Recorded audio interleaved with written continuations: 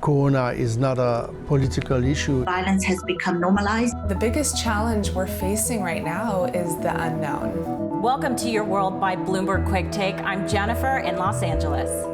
And I'm Kurumi in Tokyo. The deadly pandemic has several communities thinking up new solutions to everyday problems. Like in Port-au-Prince, Haiti, where we start this week's show. Every country deals with COVID-19 the way they can. A solution for France, for big cities, might not be the solution for Haiti.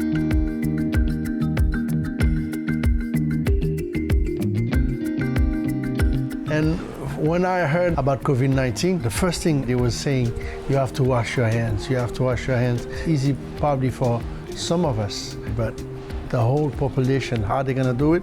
There's no running water, there's no clean water.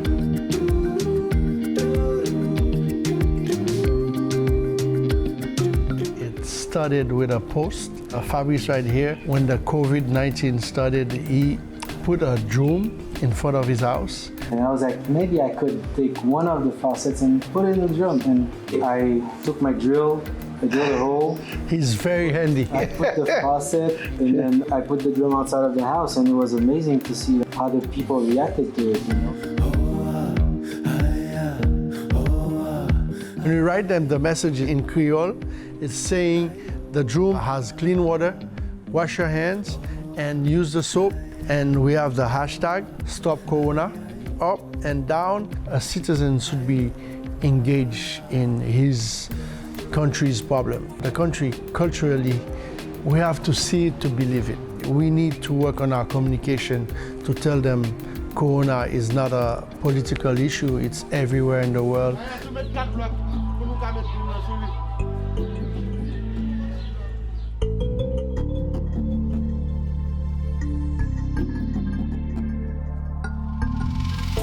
Corona is a way for Haiti to rethink about how we're working. I think if we're gonna beat the coronavirus, it's gonna be with discipline, solidarity, and also a lot of good communication.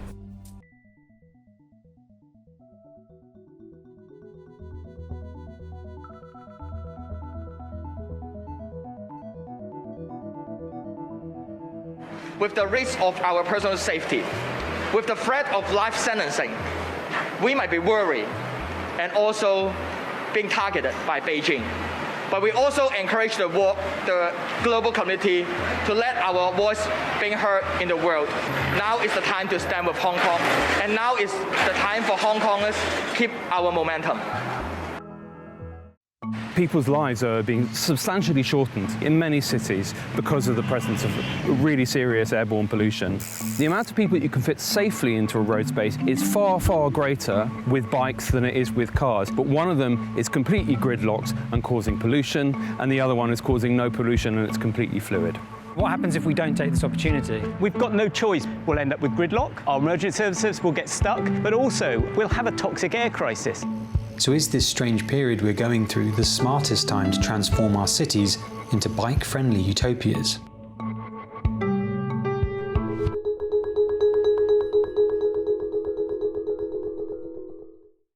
Next up, we want to introduce you to Hannah and Shane, a couple who are on a mission to normalize love and dating in interabled relationships. People have a lot of misconceptions about living with a disability, and a huge one of those is that it's a sad, terrible existence. And that really becomes apparent when you're out in public with a wheelchair. The cobblestones are too bumpy and I have to leave Shane behind.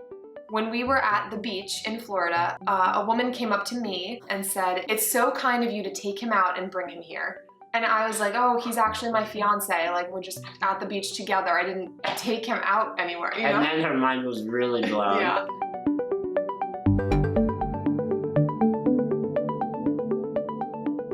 Okay, here, let me try. All right, here we go. Side plank. Nailed it. I was born with a disease called spinal muscular atrophy. The disease affects pretty much every aspect of my physical life. I need help from other people with lots of things. Hannah is my primary caregiver, and that's been working really great for us. You, me, the pool. a race. Mhm. You think you can beat me? Uh-huh. Really? You think you can move a foot? One important caveat, the disease is normally progressive, so I would get weaker as I get older. However, there are now multiple treatments available for SMA, and I'm on one. How was it? That's bad. It hurt this time. So I'm no longer getting weaker as I get older. Hi everyone. Hello. Hi. Good morning. It's a big day. We started our YouTube channel almost 2 years ago. I think the most surprising thing we've learned over the past 2 years is how much ignorance about disability and dating with a disability is out there. We get comments every day saying horrible things like, why would she ever date someone so disgusting? Yeah. And I mean that only because I have a physical disability. It's not enjoyable, but it's the reason that we make our videos. Are you upset? You I know. fair swimmer. Thanks. You're a better swimmer than me. True. We always knew that though. That was never in question. But overwhelmingly, people are completely in support of what we're doing, and that makes us feel really good.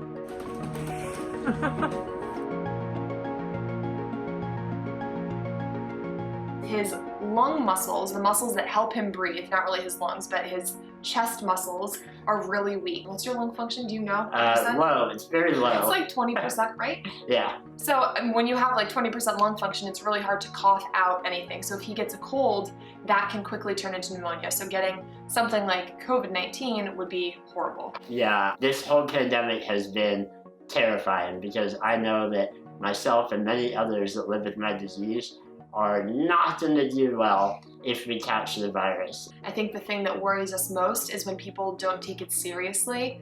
A lot of people that we've seen when we have to go to the grocery store or to a doctor's appointment aren't wearing masks when they should be. And that is really scary because we can only do so much to protect ourselves, but we need other people to also do their part. Yeah, I think the asymptomatic transmission is the scariest part because you can have the virus and pass it on to other people without even knowing that you're doing so. Yeah. And so wearing that mask is just a very, very easy thing that you can do to help stop the spread.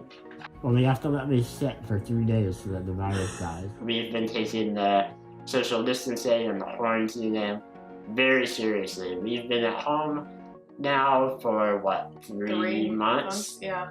And I think it's proven that our love is strong. I know, seriously. Being able to be together non-stop.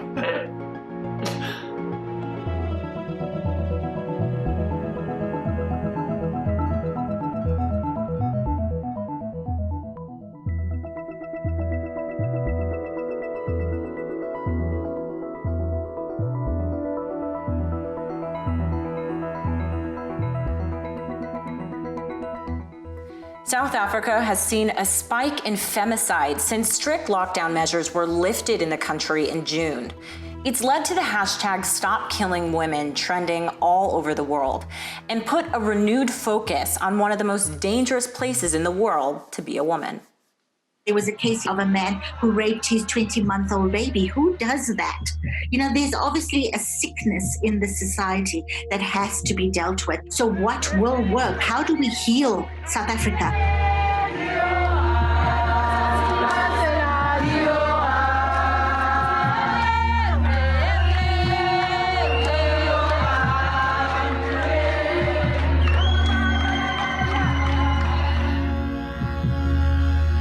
South Africa has among the highest stats in the world around GBV and violence against women. 1 in 3 women in South Africa will experience sexual attacks. 2 in 5 women will be beaten by their domestic partners. Between 30 and 40% of women have experienced sexual or physical intimate partner violence in their lifetime. It's really a society where violence has become normalized.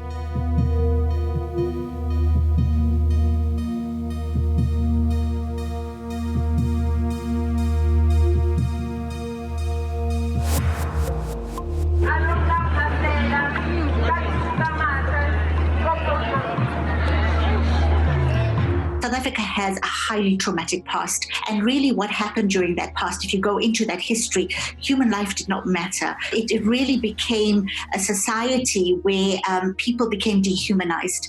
And I think that, you're seeing that really play itself out in society here now. So, for example, when we do have crime, the brutality with which that crime is perpetrated is just mind-boggling. And it's not just the historical background. I mean, there are other factors that contribute. It's not as simple as that. It's a highly patriarchal society. Adding to that historical background, and often in many patriarchal societies, it's considered taboo to even speak about what happens in the home. We have high levels of inequality. Post-apartheid, there was an expectation that people would now suddenly matter, that their lives would matter, that they would become, valued citizens of this country, and that did not happen.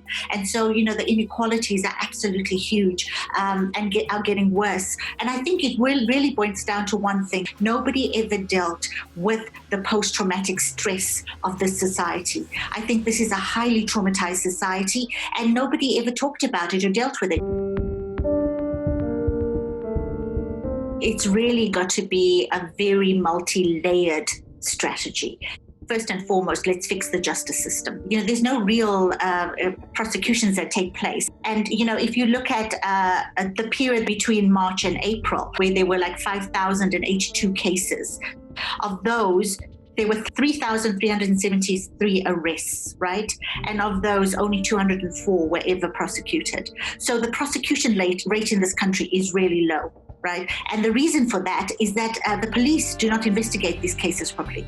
So, you have a case, it's very clear that, there's a perpetrator, they will arrest the perpetrator, but the investigation process is extremely flawed. So by the time the prosecution gets the docket, they are unable to prosecute. And most of the time, these people are let out on bail, they go back and they re-offend. And I think that if we start there, if we start fixing the criminal justice system, if there is a deterrent, if you know that if you do this, you will be prosecuted, you will not escape the net of the law, then it might act as a deterrent. On the other hand, we do need to have a very strong re-education program, if you want to call that, where we start in schools, where we really start to really talk very openly about the history of this country, what it did, what happened, and how we need to overcome it. There's got to be post-trauma counseling. There's no trust in the system, that it'll protect them, that it'll protect their women and girls. And I think, the solution is that the state actually sit down and develop a top to bottom, bottom to up approach, which really looks long-term and short-term. So short-term is fix the police and how they investigate, make sure that cases are prosecuted, and long-term, start a process of healing with society.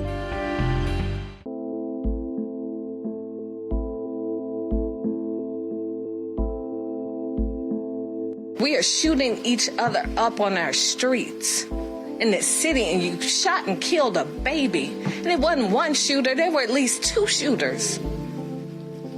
An 8-year-old baby. It's a lot of change that has to happen across this country.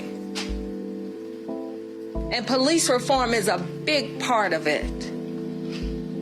But we also got to reform our own communities.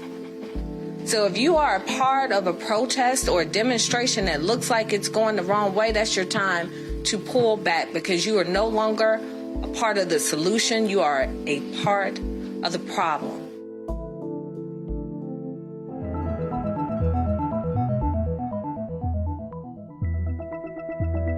A family-owned surf school in California has seen a 70% drop in income due to the pandemic. But thanks to government assistance, the husband and wife team have found new ways to ride out the storm.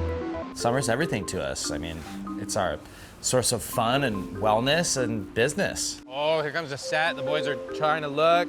Nice hit. Go Maddox, go Maddox, go Maddox! It's what allows us to have a full year-round surf school. So when the pandemic hit, we saw obviously a huge drop in business, a complete stop, actually. It's like the water being shut off in a faucet, or if the ocean just went flat indefinitely.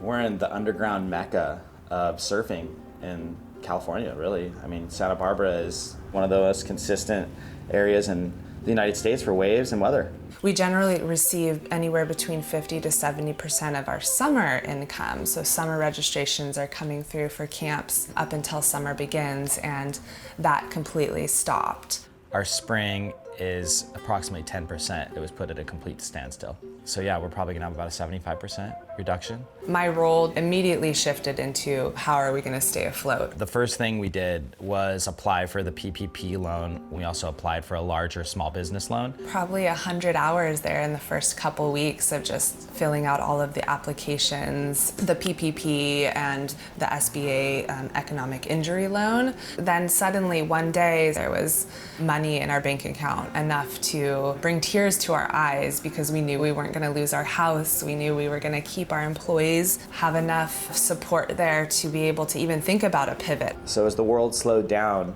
we were able to take that opportunity to launch some new stuff, working with a bunch of our friends in the community and are creating tutorial videos. We started doing one-on-one socially distant intermediate coaching, and only at beaches that were open, encouraging people to bring their own wetsuits and surfboards. However, we issue a wetsuit if you do not have one on day one of camp, and then at the end of the week when we get it back, everything is sanitized. So during this last few months, we're balancing homeschooling our kids, and we're trying to keep a state of normalcy for our clients and in business. So it's a good thing, I guess, that we're teaching surfing, because surfing's all about balance. I just wanna go outside and play with my friends. I can't wait till this pandemic ends. Running a business with your partner and having 2 children, most people think we're crazy. The biggest challenge we're facing right now is the unknown. We don't know how our surf school in its old model is going to fit into the way things change in the coming months. The biggest thing that small businesses or any business is facing right now is changing the way that they did business in the past to something to meet this new challenge. You know, when we think about what things are going to look like after this summer, the honest truth is we don't know. We don't know how things are going to change. We don't know if our current business model is going to be sustainable. And that can be really scary, but we've chosen to ride this wave. Throughout all of this, I think the biggest thing that businesses and business owners that I know that are flourishing and thriving through this, they're not focusing on the bad, they're focusing on what they can make better.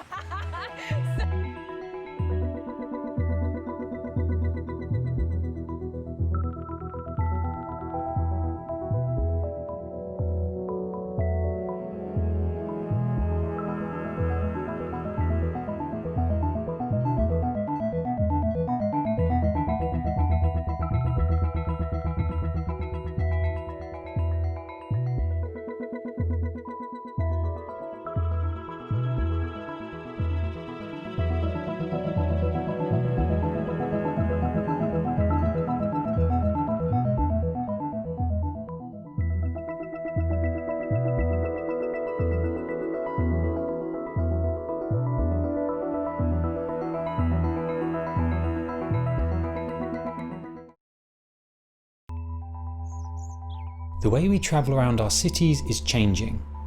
We're having to keep our distance from one another, so that means fewer buses, trains and cabs. Cycling has a myriad of benefits for your health, not to mention to that of a city.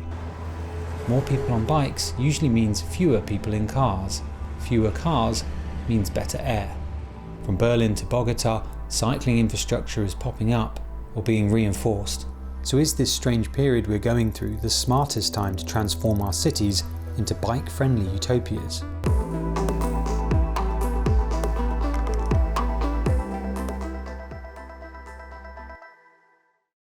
I've lived in London for well over 10 years, and I've never ridden a bike here. Like a lot of people in major cities, I've been put off by the lack of cycling infrastructure and the scary headlines. But with fewer cars on the road, I've taken the plunge and bought a bike. From Ben here. You alright? Yeah, how you doing? So Londoners are buying bikes, like nobody's business. Shops are selling out. I wonder if we can make it stick. How you doing? Not too bad, how are you? Good. This is my colleague Fergus O'Sullivan. Bought this bike about 4 days ago. Joined the club. Fergus covers all things mobility in cities. How important is cycling going to be for a city like London going forward? It's simply not going to be safe to fill public transport at anything like the volumes that were common before the pandemic. Something has to change. People's lives are being substantially shortened in this city, in many cities, because of the presence of a really serious airborne pollution. If people cycle, that level of pollution is going to fall enormously. The amount of people that you can fit safely into a road space, even with social distancing, is far, far greater with bikes than it is with cars. You can see a cycle lane that appears to be half empty next to a car lane that is completely full of cars. You'll find that they have the same number of people, but one of them is completely gridlocked and causing pollution, and the other one is causing no pollution and it's completely fluid. You need to think about where people are going, where they want to go, and make sure that they're safe from doorstep to doorstep. Most of us associate a road with the motor vehicle, and actually there was a time when streets were for people. Cars have come to totally dominate our road space. Even in Amsterdam, around 70% of the road space is allotted for cars, when they constitute, I think, less than a quarter of journeys every day. So even a place that's famous for giving a huge amount of space and putting cyclists and pedestrians first, cars still own the road. It's one thing to encourage cycling and be pro-cycling, but you actually have to make space for bikes, and that making that space often means taking that space away from cars.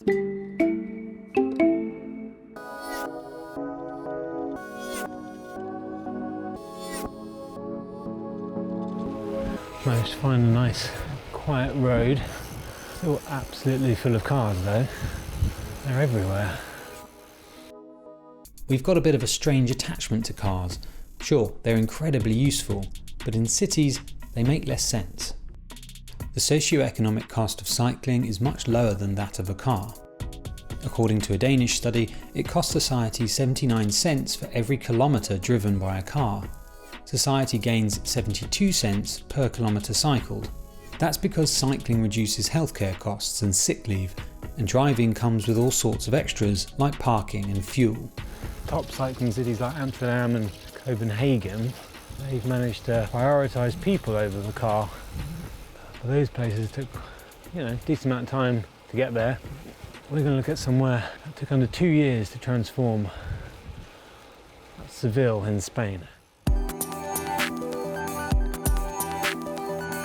From under 7,000 trips a day in 2006, there were over 72,000 being made on bikes in Seville by 2011. So that's a 1,000% increase in just 4 years. Manuel Calvo, a Spanish sociologist, was one of the people behind Seville's cycling transformation. It really is the closest thing you can get to overnight success in making a city cycling friendly. One of the main factors was the infrastructure. Around 70 or 80% of that space came from cars, actually parking spaces. We took that road space and we elevated it, and it's placed on the sidewalk platform. We did that because the perceived safety for the new users would be greater if we did that. Separating cars and bikes by a physical barrier, like a raised curb, is essential, campaigners argue, saying it makes cycling accessible to people of all ages and all abilities. Building permanent infrastructure also makes it more likely to last, especially if anti-cycling politicians come to power. For them, it would be really difficult to get rid of that curb on the whole sidewalk platform. So that was political strategy in order to get that space from once and forever. The result in Seville was a network of cycle lanes that changed the landscape of the city. The two main lessons that we learned in Seville: to have a whole network and to have it fast. To create mass infrastructure at lightning speed normally costs a lot of money. Seville's first stage of 80 kilometres of cycle paths cost under $20 million. In comparison, Seville's metro line cost about $900 million. It serves 44,000 trips every day, far less than that of bikes. Where you do 1 kilometre of a highway, you build 100 kilometres of cycle lanes. I mean, the numbers are just stunning. The example of Seville shows it's possible to transform a city if you have the political will. Meanwhile, big cities like London are often criticised for not being brave enough. There's the bike symbol. Where do we go now? What's the dead end? Oh god, potholes. Doesn't feel like a cycle path. As part of its response to the coronavirus, the UK government has fast-tracked £250 million to invest in emergency infrastructure for cyclists and pedestrians. Additionally, London's Transport Authority has launched a plan which it says can potentially accommodate a 10-fold increase in cycling when lockdown restrictions are eased. These are all temporary emergency measures at the moment. We're creating safe space for many, many millions more people to walk and cycle as part of those journeys instead. We've seen 3 times more cycling in lockdown in some parts of London than outside of lockdown. So there's that demand there. Is this something that we can make permanent in London? And what happens if we don't take this opportunity? We've got no choice. We'll end up with gridlock. Our emergency services will get stuck. All our deliveries are going to get jammed up. Businesses won't be able to get the supplies they need. But also, I think importantly, we'll have a toxic air crisis.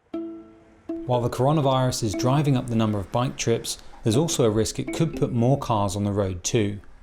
In China, the use of private cars nearly doubled when lockdowns ended. The main reason given for buying a new car was to avoid the chance of infection. In London, there are reasons to be hopeful of a more bike-friendly future. Before the pandemic, the city had significantly increased protected cycle space, claiming to have tripled the length of routes in 4 years. And like other major global cities such as New York and Hong Kong, has a population that generally uses public transport more than anything else. So the main problem isn't reducing the number of car journeys, but actually making our cities safer and easier to cycle in. If our urban spaces are to function post-coronavirus, they'll have to implement actions that are pro-people and make sure it happens fast. All right, that wraps things up for us this week. Thanks for watching. And if you missed any of our previous episodes, remember you can visit Bloomberg Quick Take on Twitter, Facebook, Instagram, and YouTube to see them all. And for a daily recap of the day's top stories, subscribe to our newsletter. Thanks for watching. We'll see you next week.